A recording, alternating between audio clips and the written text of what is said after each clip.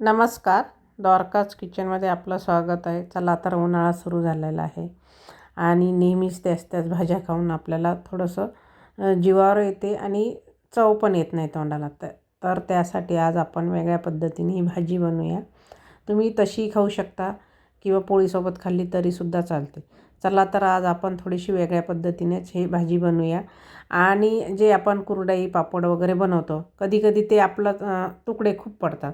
तर त्याचा उपयोग कसा करायचा ते सुद्धा तुम्हाला सांगते मी. तर हे माझ्याकडं अख्खीच कुरडई होती, तर मी ही कुरडई घेतली. तुमच्याकडं जर असे तुकडे पडलेले जर कुरडई किंवा ज्वारीचे पापड असेल त्याचासुद्धा तुम्ही उपयोग करू शकता. तर मी ही 4 कुरडई घेतली, चुरा करून घेतलेली आहे. तुम्हाला दाखवते त्याप्रमाणे. आता आपण याच्यामध्ये जे पळी पापड घालतो आपण ज्वारीचे, ते सुद्धा मी घालणार आहे यामध्ये.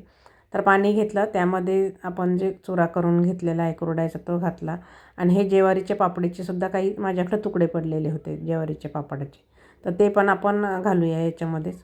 दोन्ही आपण सोबतच पाण्यामध्ये 1 तासभर भिजत घालणार आहोत. जर तुम्हाला लवकर पाहिजे असेल तर तुम्ही थोडंसं कोमट पाण्यात भिजत घातलं तरीसुद्धा चालते. तर थोडे तुकडे तुकडे करून घालायचे, म्हणजे खूप मोठे जर असेल तर. आणि पाणी भरपूर घ्यायचं आहे आपल्याला. त्याच्यावरती पाणी 2-3 इंच यायला पाहिजे. बघू शकता तुम्ही. आता आपण हे असंच भिजत ठेवूया 1 तासभर, तरी मी हे भिजत ठेवणार आहे. तर झाकण ठेवूया याच्यावरती आणि आपण आता दुसरी तयारी करून घेऊया.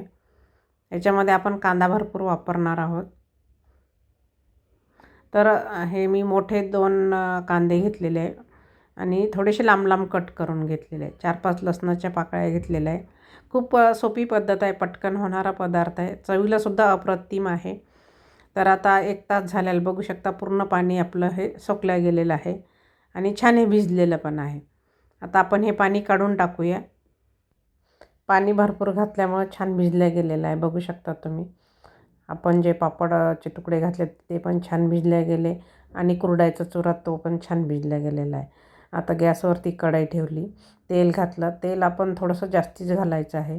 तेल घातलं, मोहरी घातली, मोहरी तडतडली, थोडा हिंग आणि जो बारीक कट करून आपण लसूण घेतलेला आहे तो घातलेला आहे. लसूण थोडासा लालसर झाला की आपण जे मोठे आकाराचे 2 कांदे लांब लांब कट करून घेतले ते घालायचे. छान परतून घ्यायचं. कांदा परतताना थोडंसं मीठ घालायचं, म्हणजे कांदा लवकर परतल्या जाते. थोडासा तांबूस कलर होऊ द्यायचा, खूप लालसर नाही करायचा. हळद घातली अर्धा चमचा, 1.5 चमचा मी लाल तिखट घातलेला आहे. तिखट तुम्ही तुमच्या आवडीनुसार कमी जास्त करू शकता. हिरवी मिरची वापरली तरीसुद्धा चालते.